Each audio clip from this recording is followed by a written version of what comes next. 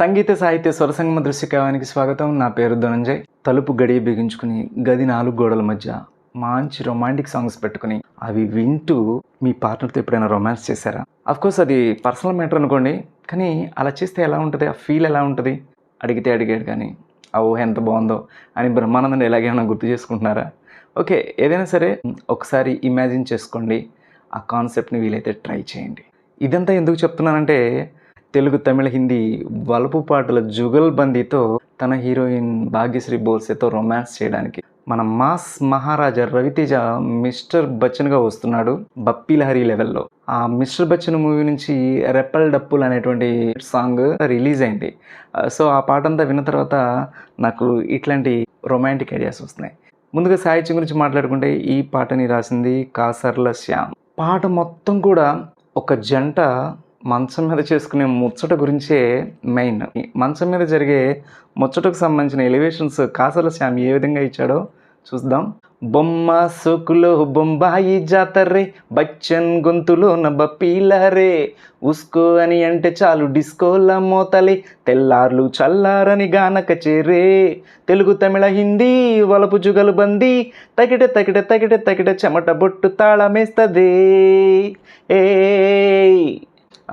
బొమ్మ సోకులు అంటే హీరోయిన్ సోకులు బొంబాయి జాతర అనమాట.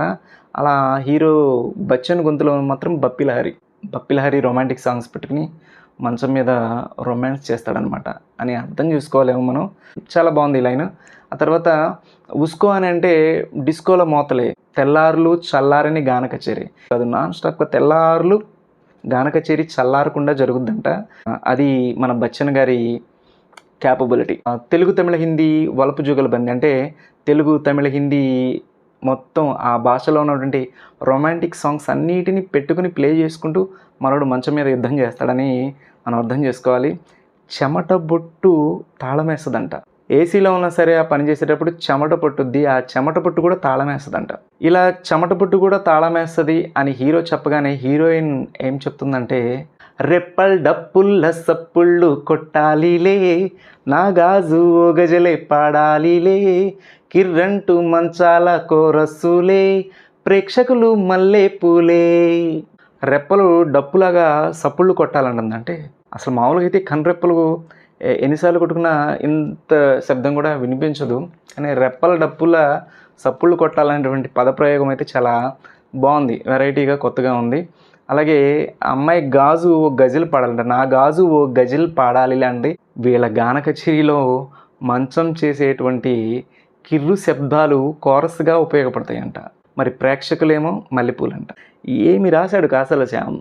వాళ్ళ రొమాన్స్ చూస్తూ ప్రేక్షకులు మల్లెపూల్లాగా వాళ్ళ కింద పడి గిలగిలా నలిగిపోవాలని అర్థమా? మామూలుగా లేదు సాహిత్యం మాత్రం. అర్థం చేసుకున్న వాళ్ళకి అర్థం చేసుకున్నంత. నేనైతే చాలా అర్థం చేసుకున్నా, చాలా మైండ్లో లింగర్ అవుతూ ఉన్నాయి ఈ సాహిత్యం చూస్తే.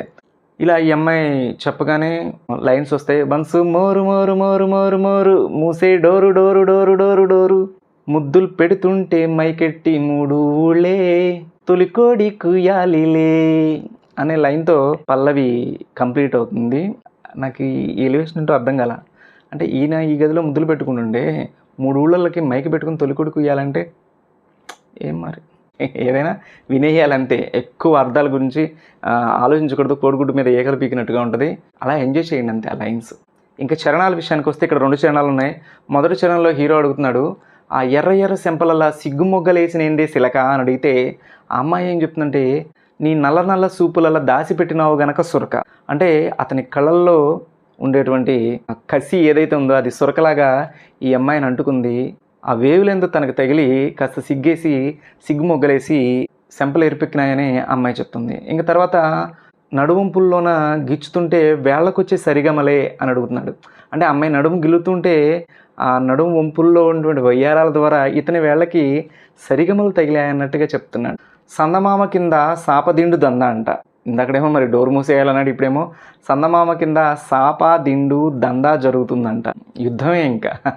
జలక్ జలక్ జనక్ జనక్ పట్టగొలుసు నట్టు వాంగమే అనే లైన్తో మొదటి చరణం కంప్లీట్ ఉంది.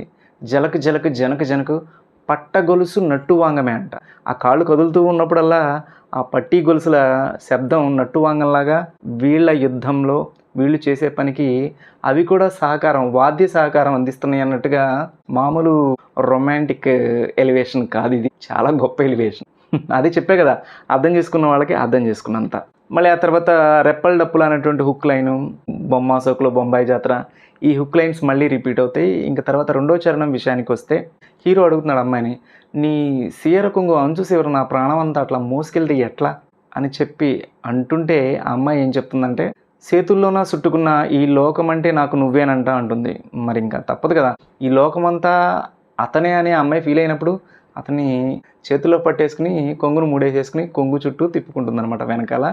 ఇంకా అమ్మాయి ఏం చెప్తుందంటే, నడి ఎండల్లోన వయసున ఐసు పుల్లై కరిగిపోనా అని చెప్తుంది. దానికి ఆ అబ్బాయి ఏమంటున్నాడంటే, వేడి చల్లగుండా మోయగా మరంట హత్తుకొని ఎత్తుకోవే ఆశ బొంసులే మత్తు రాగమే. హీరోయిన్ ఎత్తుకోవాలి, మత్తు రాగం ఎత్తుకోవాలి, అతన్ని హత్తుకుని ఆశ బొంసులే మత్తు రాగం ఎత్తుకోవే అని చెప్తున్నాడు. టోటల్గా సాహిత్యం అయితే మాత్రం వేరే లెవెల్. రొమాంటిక్ ఎలివేషన్తో మంచి మెలోడీస్ అయితే ఉన్నాయి. ఇంత ఫాస్ట్ బీట్లో కూడా ఇంత రొమాంటిక్ ఎలివేషన్ కొత్తగా ఇవ్వడం మాత్రం కాసల శ్యామ్కి బాగా వర్కౌట్ అయింది.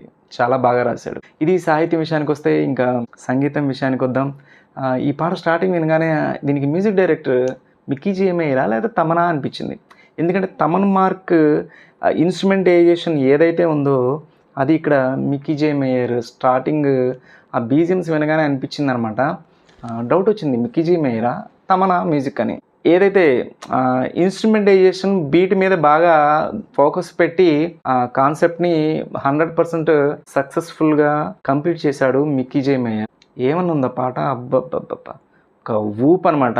అయితే అనిపించింది అన్ని ఫ్రూట్స్ కలిపి మిక్స్డ్ జ్యూస్ చేస్తే ఎలా ఉంటుందో. మొత్తం సాంగ్ అంతా విన్న తర్వాత ఆ ఇన్స్ట్రుమెంట్స్, ఏ ఇన్స్ట్రుమెంట్ ఏదో కూడా అర్థం కాని విధంగా పాట ఇన్స్ట్రుమెంటైజేషన్ ఉంది అని నాకు అనిపించింది. అసలు ఏదైనా బీట్ ఊపు రావాలంటే డప్పు కంపల్సరీ ఉండాలి. మరి ఆ డప్పుల్ని ఇప్పుడు టేప్ అంటున్నారు అనుకోండి, ఆ టేప్ని ఉపయోగిస్తే వచ్చేటువంటి ఆ ఊపు వేరే లెవెల్. ఆ టేపు యొక్క శబ్దాలకి పెర్క్యూజన్ ఇన్స్ట్రుమెంట్స్ కానీ ఇంకా మిగతా అన్ని గిటార్స్ ఇవన్నీ ఏవైతే ఉన్నాయో అవన్నీ కూడా ఉపయోగించి అన్నీ కలిపి మొత్తం తాలింపు పెట్టేసి ఘాటైనటువంటి వంటకాన్ని మనకి ఈ పాట రూపంలో అందించాడు మిక్కీ జే మేయర్ అని నా ఫీలింగ్. బాగుంది. ఫస్ట్ సారి విన్నప్పుడు అంత అనిపించలేదు, కానీ రెండోసారి వినడానికి కొంచెం ఎక్కేసింది, మూడోసారికి మత్తులాగా ఎక్కేసింది అనమాట. మనం కూడా మత్తు రకం పాడాలన్నట్టుగా చాలా చాలా బాగుంది.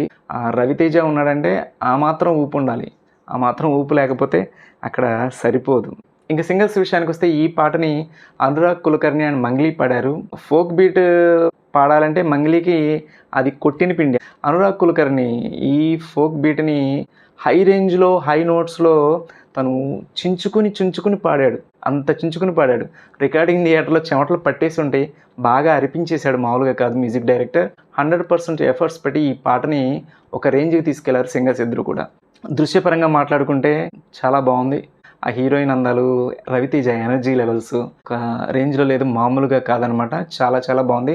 కొరియోగ్రాఫర్ భాను మాస్టర్ కొరియోగ్రఫీ చాలా చాలా బాగుంది. ఓకే, టోటల్గా పాట గురించి ఫైనల్గా చెప్పుకోవాల్సి వస్తే ఓర మాస్ బీట్ సాంగ్తో, అంతే ఓర మాస్ లిరిక్స్తో, అంతే ఓర మాస్ వోకల్స్తో మిక్కీ జే మేయర్, కాసల శ్యామ్, అనురాగ్ కులకర్ణి, మంగ్లీ పాటకి